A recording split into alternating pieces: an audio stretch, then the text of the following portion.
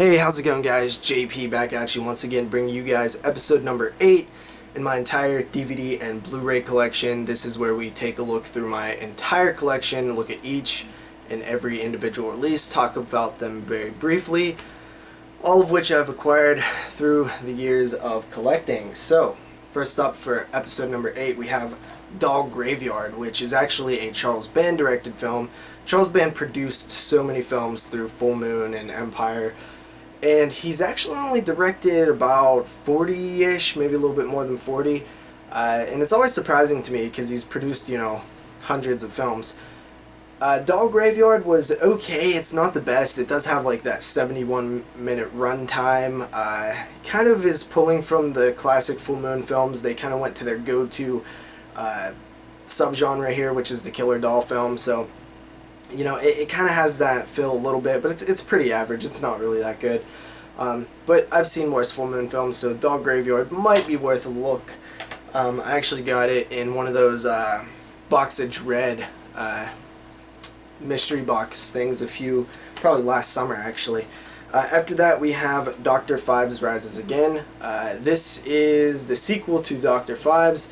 I've actually never watched this. I did buy it used, but I've actually never opened it up and popped it in. I do own the original release of the Vincent Price Blu-ray set, but I haven't got the second volume yet, which I believe the second volume does have Dr. Phibes Rises Again, so chances are I will probably end up getting that Blu-ray before I ever even watch this, so it was kind of a pointless buy.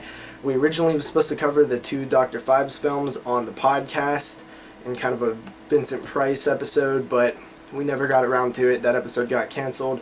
It got shuffled around, then eventually it got canceled, so maybe one day we'll actually do it, but for now, I'll just hold on to this DVD. After that, we have Stephen King's Dreamcatcher. This is in a snapper case. It is the full screen edition. This is one of the older releases I have in my collection. I picked this up around the time it was released. It was okay. I like certain things about it. Like early on, it feels like a isolated winter creature feature style movie, and then it kind of goes into something else, and it has problems and it has issues, but there's still certain things I like about it as well. Haven't watched it in a while, but maybe I'll give it another shot eventually. That is Stephen King's Dreamcatcher. After that, we have the 2-disc special edition Dark Sky release of Eaten Alive. This is a Tobe Hooper film. I believe it's from like 76 or somewhere around there. We covered this on the podcast in an early episode. I love the atmosphere, and it's like filmed on a set, so it kind of brings this interesting mood to it. But unfortunately, I've never been the biggest fan of this film. Like, I do appreciate it, and there's certain things about it I do like. That exploitation style. Robert Englund has a great character of Buck in the film. The lead is just batshit crazy. Killer crocodile. It has a lot of things to love, but I also find it to be kind of, I don't know, just an average type film. It's better than average, but I've just never loved it like other people do. I believe Arrow Video is releasing a US Blu-ray of Eaten Alive pretty soon, so doubt I will upgrade, but it's a possibility. You never know. After that, we have Eden Lake. This was a Dimension Extreme, and it is extreme. This is one of the best I've seen out of that Dimension Extreme line, and this film just blew my socks off. It completely surprised me.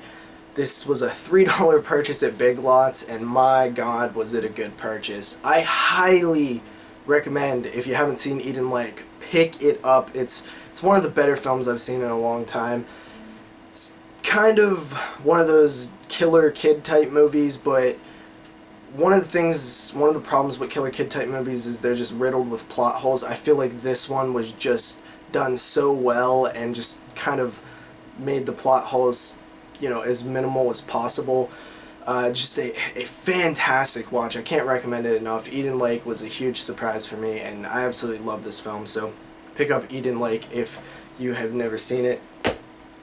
After that, we have Edge of Sanity. This is an Anthony Perkins film. I think it's kind of a tale on Dr. Jekyll and Mr. Hyde meeting the Jack the Ripper. It was pretty solid. I can't really remember a whole lot about it. I just remember having like a really depressing vibe to it. So it's not something I'd probably revisit anytime soon. I'm surprised Scream Factories or like Kino or something hasn't picked this film up yet, at least not to my knowledge. Anthony Perkins is awesome in it, but it's just one that is kind of loose in my memory right now. It's been a little while since I've seen it, but I ended up grabbing this super cheap at like an FYE, like $3-ish. Definitely worth that type of purchase. So pick up Edge of Sanity, it's pretty solid. After that, we have another Big Lots purchase, and that is Eight-Legged Freaks. The only reason I know that I got this at Big Lots is because I still have not opened it yet. It's still sealed and has the Big Lots sticker on it. When this film came out, I remember I was like really excited for it. It was just this giant spider B movie, but it was kind of mainstream. I remember renting it as soon as it came out on like DirecTV, you know, video on demand type rental stuff back in the day. And I just really loved it. I don't know, it was just something fun about it. It came out in like 2002. I just found it, I was probably at the perfect age to have fun with it, you know, in 2002. So, you know, I've always just liked it, but I haven't seen it in a long time. It's probably a lot worse than I remember. So, Eight-Legged Freaks. After that, we have The Entity, which we did an entire podcast on. This is a great film. This is one that just completely was never on my radar growing up. I never seen it. I had heard about it, but I didn't know like the caliber of film that it was. It's an absolute classic. Very powerful stuff here. The music, just the whole way it was done. The only bad thing I have to say about this film is that the entire climactic end scene is awful. I actually don't like it at all, and people excuse it a lot of times, but I just find it to be really, really annoying the way that this film ended. But I mean, the powerful nature of what's happening to the lead character early on in the film is well worth the watch. So The Entity is definitely a classic. It's actually going to be remade pretty soon, I believe, by Blumhouse, so we'll see how that goes. After that, we have Entrance. This is an IFC Midnight. I have not watched this yet. I actually picked this up a while ago based on a recommendation in the 22 Shots group page, and just never got around to watching it. So I'll definitely have to check this one out sooner or later. I heard some cool stuff about this one. It actually has a Q&A hosted by Ty West, which is pretty interesting as a special feature. Yeah, check it out. After that, we have The Evil Dead. And there's so many editions of this film. This is actually, I grabbed this edition way before I started collecting horror movies. I always kind of collected them, but it was not like a collection. Like I would grab certain titles. It was, you know, very small and stuff like that. Then I lent this edition to somebody else, and it actually used to have a booklet in it. And I never got that edition back, but I ended up picking it up years later, but it did not have the booklet in it anymore, so that always kind of bummed me out. This is an Anchor Bay release, but Evil Dead, it's a classic. There's not really much I could say about it. I've always liked how serious the original Evil Dead is. It's an actual horror movie, it's not a horror comedy, and it's good stuff.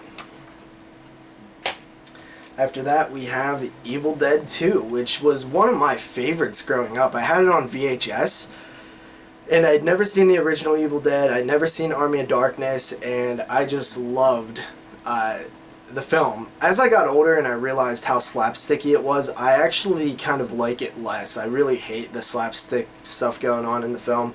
But I actually remember when I was a kid, it was kind of scary. So it's still an awesome, fun film. I very much enjoy it. It's one of my favorites to watch, but just looking back on it, looking at it now, that stuff kind of annoys me a little bit. So there are super big fans of Evil Dead 2. It's one of the most loved horror films there is, so you always have to be careful when you talk bad about it, because people get pretty pissed off. So I'm gonna stop here.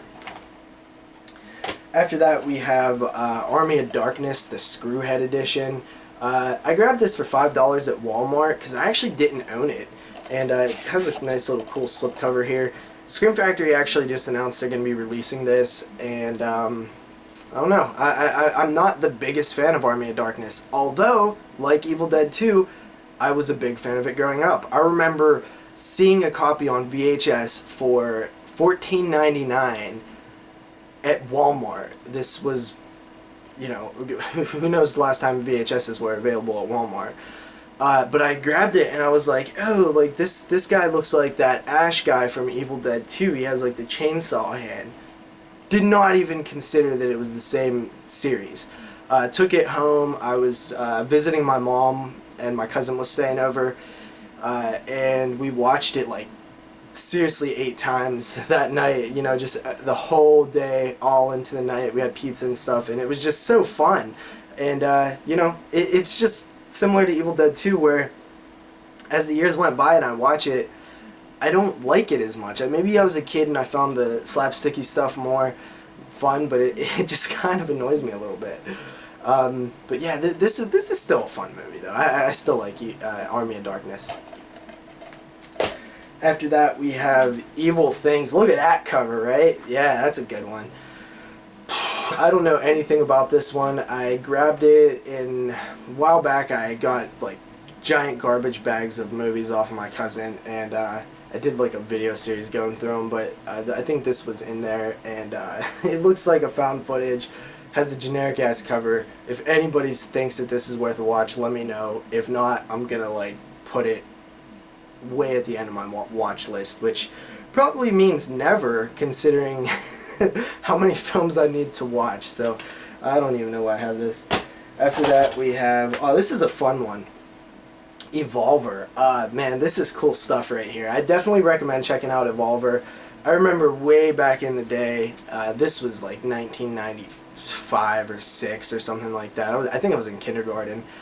But I was up late at night and I was flipping through the channels and I stopped on the Sci-Fi channel, and I believe Candyman was on, but it was kind of towards the end of the movie, and of course I watched it, and then this came on after, and I was like, oh, this, I like really liked it. I thought it was a cool idea. This is, you know, the 90s when like technology is, you know, it was all about like virtual reality and, you know, toys and shit like that. Now that I'm thinking about it, this came out in the 90s, so it might have been a little after 95, maybe like 96, 97. Anyway, I think it was when this like debuted on TV, but Evolver, good stuff. After that, we have The Exorcism of Emily Rose. I actually picked this up from Big Lots, and I was kind of bummed when I realized that this is the widescreen theatrical version, and they actually made an unrated version, so I started watching it, and then some reason I was like, isn't there like an unrated version? And I was like, ah, damn it. So I stopped watching it, and now I just feel stupid for having this in my collection, because why wouldn't I just grab the why I would not want this over the unrated version? So I don't know if it's really worth buying again to get the unrated version. I don't know. After that, we have the Exorcist box set here, and this has The Exorcist, which includes the version you've never seen and the original version, Exorcist 2, The Heretic, and Exorcist 3 in the original 3 films, and then it has Exorcist the Beginning and Exorcist Dominion, which I believe are 2 prequels that were being made like at the same time. You know, The Exorcist is an absolute classic, and The Exorcist 2 I started watching, and I just never have been able to get all the way through it, and I never shut off movies either, but I think I'd always like fallen asleep and then ended up watching something else, kind of forgetting about it. But I should probably do like a big watch of all these films one day. I did see The Beginning, and The Exorcist 3 I hear good things about, but I've actually never watched it. These are in the little slim pack cases here. You have all, I believe, 4 cases, 4 discs, 5 movies. Yeah, you know, there is a Blu-ray set of this, I believe, but I'm pretty good with the DVD. I don't think I really need the Blu-ray set. I've never been the biggest fan of like the Exorcist franchise. The first one is a classic, but you know, I'm cool with this set. I've always liked how it has like kind of the shiny look to it. And finally, for this part, we have Phantoms and the Faculty in a Echo Bridge home entertainment double pack. I've always loved the Faculty. I rented it when it first hit VHS. back in the 90s and just loved it ever since. Phantoms starts out really good. It starts out as a solid horror film and just, you know, nosedives. But The Faculty, good stuff. I love The Faculty. I've just always loved that Invasion of the Body Snatchers element to it. It's a lot of fun, man. Faculty's cool. So that wraps up this part, guys. I'll see you guys next time in part number 9. Peace out.